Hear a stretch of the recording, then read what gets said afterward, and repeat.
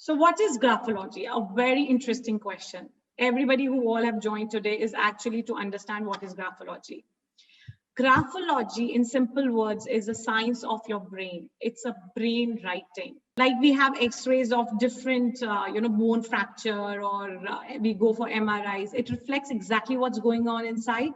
Graphology, your handwriting, exactly reflects what is your state of mind, your thought process, and what are you in.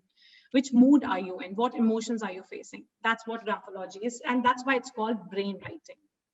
Now, very interesting questions always come my way, that how this exactly works, aise kaise hota hai, kyun hota hai. So there's a science behind it. When you hold your pen, okay, when your fingers are grabbing your pen or a pencil and you're writing, 90% of your brain cells get activated when you use these fingers in this position. Our fingers have all the maximum points of, our nerves are ending in our fingers, and they are the most sensitive part.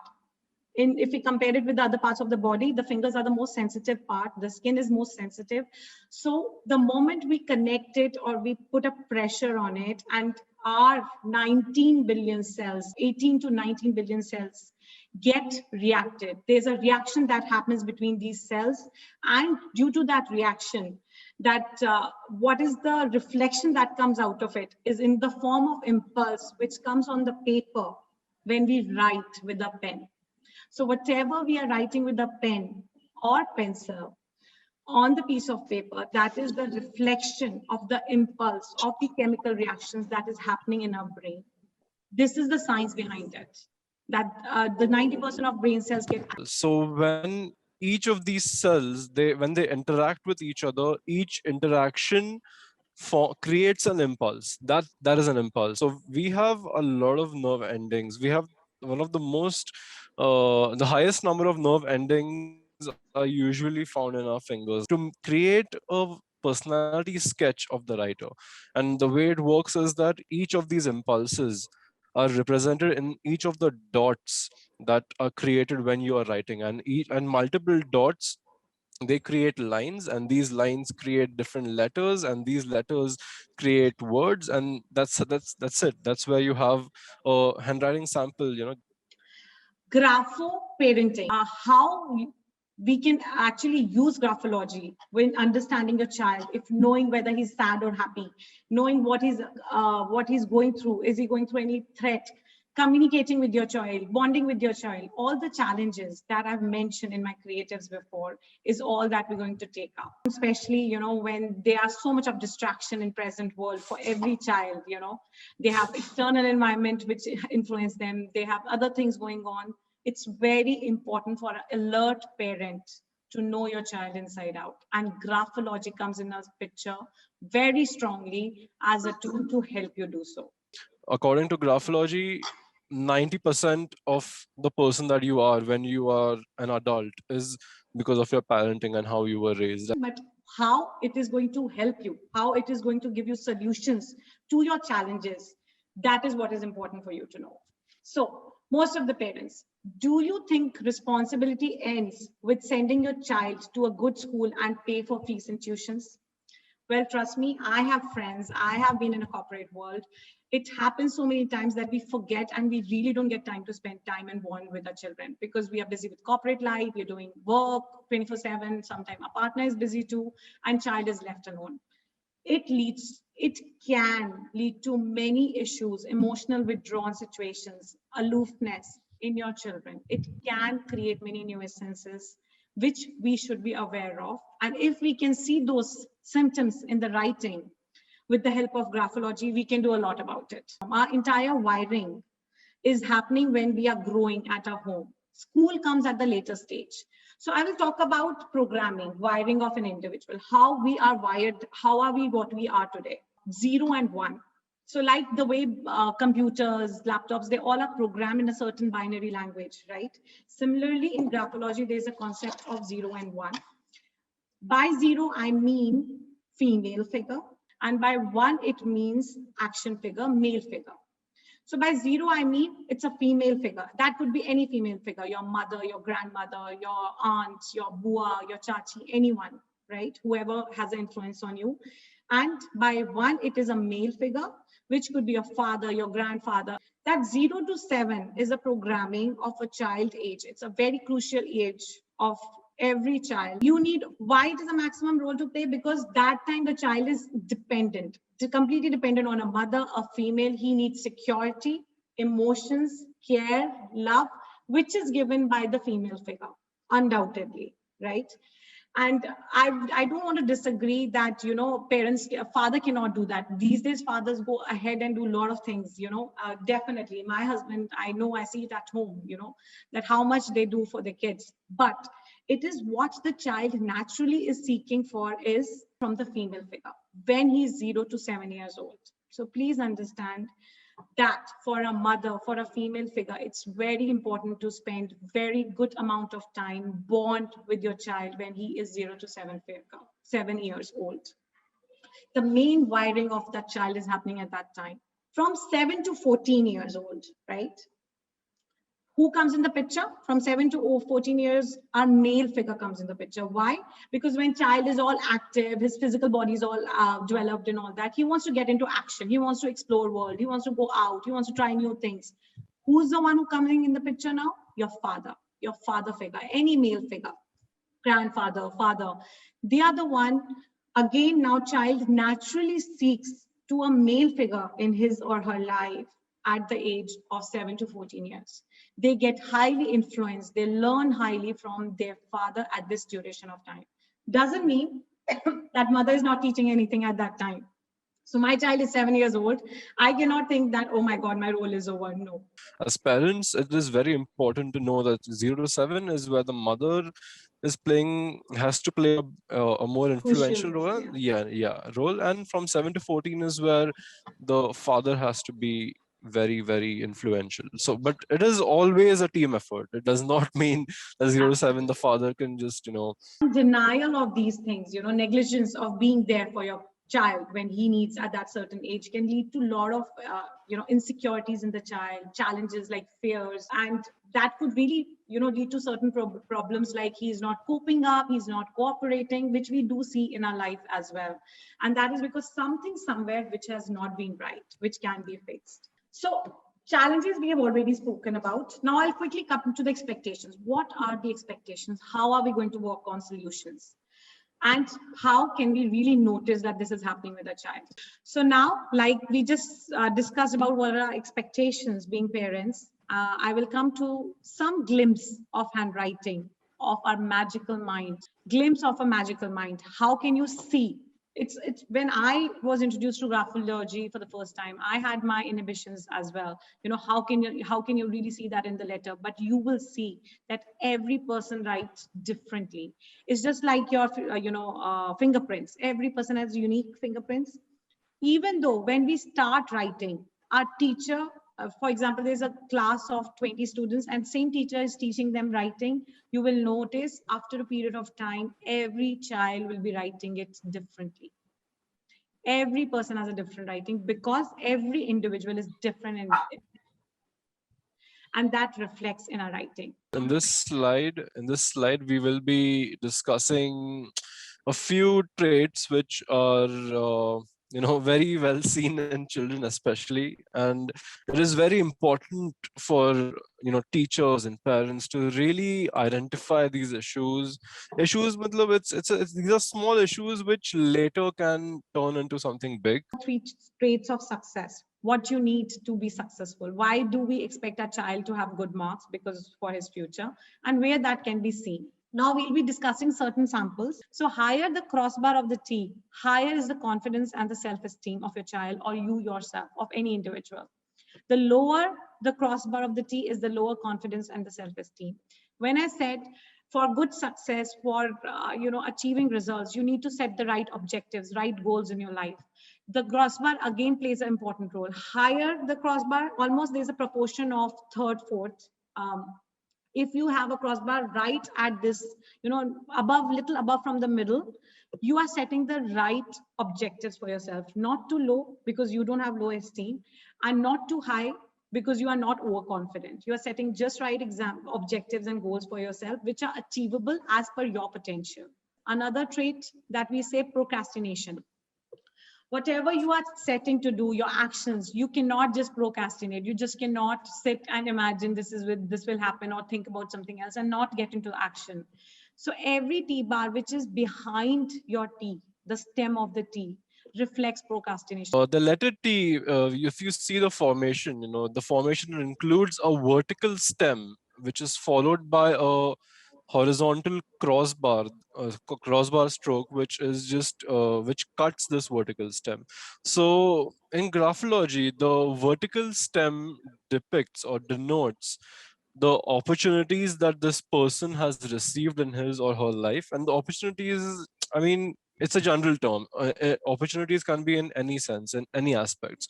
So the vertical stem depicts that, and the crossbar, the positioning of the crossbar and the length of the crossbar on that depicts how well this person is, has the ability of utilizing these opportunities. Line. Now, this is also, you will see that it's a part of a cursive writing, then what the child can do. They are learning this way, but that's okay. We all have learned, but still we all make different O's. We do not have similar O. But kids or people who have loop in a O, who are doing like this, there's a hole. They are the people who have higher tendencies of lying, manipulating, changing the facts, probably not, showing the real picture. Probably they know they have done something wrong. They're uncomfortable somewhere with what they have done and they lie.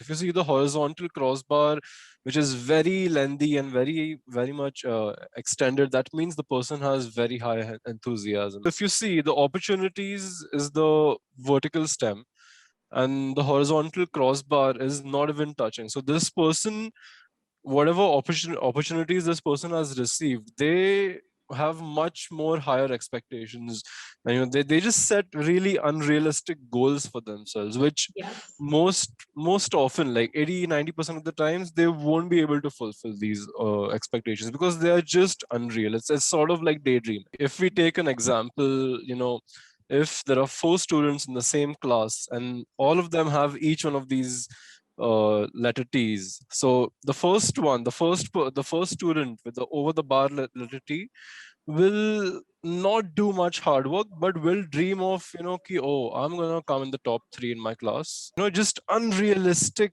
goals this person will set, because it is, and they won't work much towards it, and they won't be able to achieve it.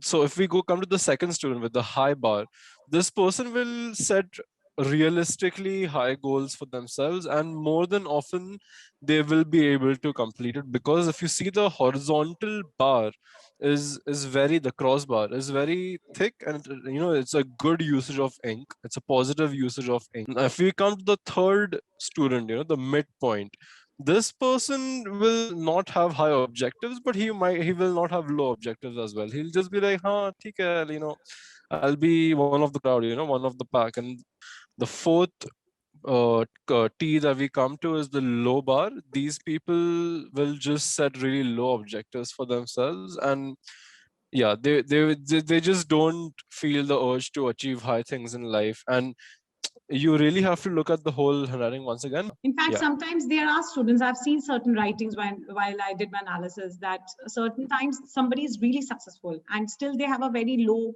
crossbar on their T's, because they are setting the objectives, the goals for themselves lower than their potential. Sometimes due to the wiring, due to the environment, due to some circumstances that we face, we feel that we are not good enough. We beat up ourselves that we are not good enough, but really our potential is much more. So there is exactly where teachers and parents play their role to make the child understand that what all he or she can achieve. Left loop. A lot of people write A or O. There's a left side loop in our letters A and O. That means they are self-deceiving themselves. If I give an example, koi baat nahi, I'm having 2 packets of chips. I will not gain weight. I'll do something.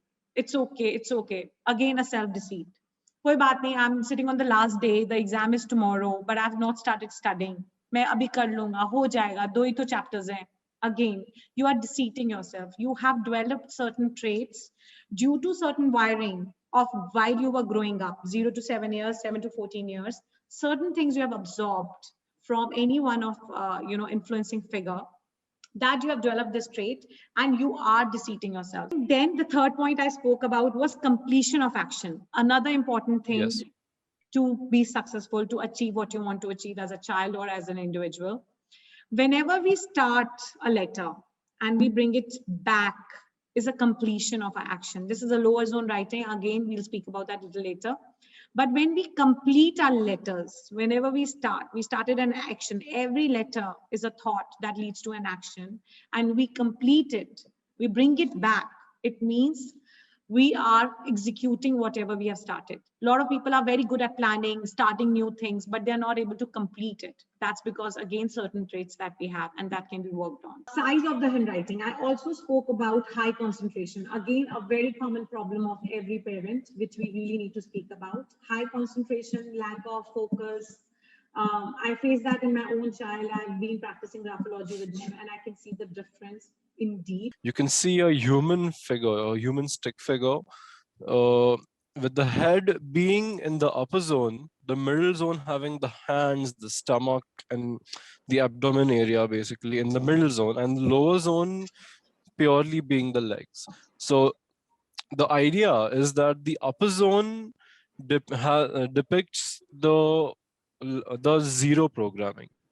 That is your intelligence, your emotional awareness, the way you think, your mind. You know how bright, how bright, how creative your mind is, how broad-minded you are. The middle zone. If we come to the middle zone now, like all the letters belong in the middle zone. It's just that some letters from the middle zone get extended either in the upper zone or in the lower zone, which we will discuss in a minute.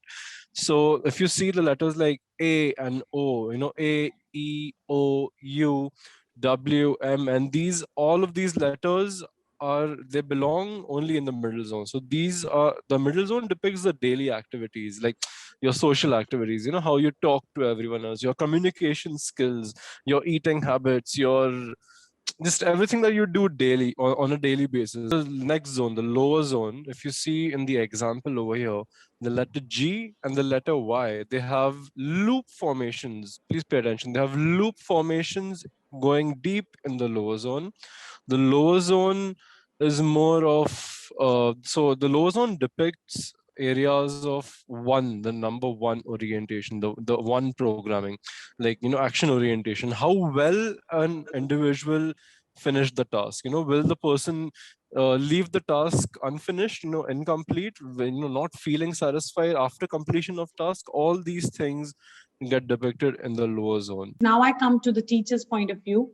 So how this can be a very important tool, how this can really help teachers. Every teacher's dream and what they really want is to make your student understand what they're teaching, isn't it? So that's what every teacher wants. Now, what if there's a magical tool given to a teacher to understand which kind of student is how and how much time you have to spend with them, what kind of strategies you need. You have that insight, it will become so simple for the teachers. So this is the certain examples of writing which will help you understand that how you can differentiate or segment your students. Cumulative thinkers, students who take more time to learn, right? They will take more time to learn. They are slow learners, but once they grasp what they are learning, they will remember it forever. They will take it, sustain it. So this we see mainly in M and N, rounded N's and M's, talks about cumulative thinkers. Comprehensive thinkers. Now you will have certain students who are always making a chaos in the class, who are the troublemakers. Now for teachers, you have to understand why they're doing so, because maybe they have the thinking pattern, or they have a light flashing speed kind of brain, and they are very fast absorbers, and after understanding what you're teaching, they get bored. So when you know who are your comprehensive fast learners, you can probably give them something else to do while you're spending time with other students. Similarly, kids like self-conscious or low self-esteem, where you see low T-bar, which we just recently spoke about, or self-conscious, where the M is, the second hump of the M is really higher. These are the students who will never come forward, even if they don't understand or they're facing some troubles in the class. These are the people who students never come forward and discuss. So you probably, being a teacher, would know that you have to go to them and understand what they need, and whether they're understanding or not. Again, there are certain students who have a lot of jealousy stroke or who are argumentative. Again, you would know a jealousy student probably should not be compared with others because that will agitate him. Argumentative students who have this kind of V in their P's, especially opening V's, any individual who have that is very argumentative. They just don't want to end the conversation. They keep arguing. Again, there's a different strategy to deal with them, whether they are students or partners or anybody. Sensitive to criticism. People T and D with the bigger loops are really sensitive to criticism. Again, you have to be very careful and cautious while giving them a feedback which is not good, and help them understand and help them take that feedback in a particular way. Again, these things, if you are aware of it in what's happening with the child, if you see that in their writing, it can really give you deep insights how to deal with them, gain better trust with them, bond with them better. Communication. Again, it's a very important tool with parents and teachers or anybody in every relationship, in any success. Communication is the most important thing. It's a key to success or a failure. We can see this in open A's and open O's. Students or individuals who have open A's and open O's are very talkative. They like to express. They are expressive people. So mostly it happens so that students or any individual who's very expressive, when they are going through a stress, the only way they heal their stress is they talk. Right? They have any tension, they like to talk. So you probably have to be available to them, talk to them, and not ignore that talking, because that's how it helps them to relieve themselves. I'll come to E very quickly. E is for every letter donates to different thing. A combination of letters express and depicts different stories. So E especially is for listening skills. O is just like it's written, O is like a mouth and E is like an ear. So E is for listening skills. If a person has closed E's, that person is not a great listener. Communication is all about talking and listening, both. So we have to understand both listening skills and talking skills are important, not just talking. So if the child is not listening to what you are saying, probably it's no point of saying, and because he's not listening. If you know that he's not listening, you will apply different methods. You will look for different options. So children with close E are not good listeners. There are ways to work on that too. Children with bigger loops of the E's are very good listeners, and they will listen to you. So that is the way to communicate with them.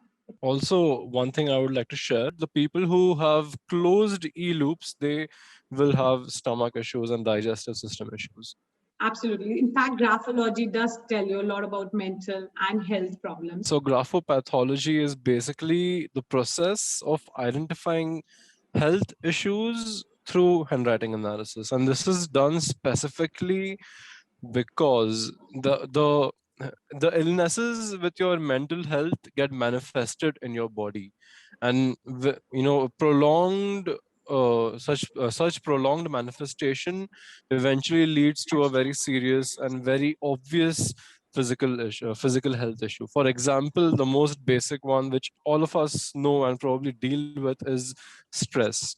Mental stress. We know so many people who are dealing with physical health issues because of anxiety, because of mental stress that they face. It really takes a deeper level of understanding, and it's a very in-depth study to make a correlation of your mental health and your physical health, especially through handwriting analysis. So that is also something which is possible, and I mean possible a little bit exists. I mean, we do it all the time, and it is something which is very accurate as well. So here we are. Thank you so much for your valuable time. Thank you. Yes, thank you so much. Thank you. Thank you.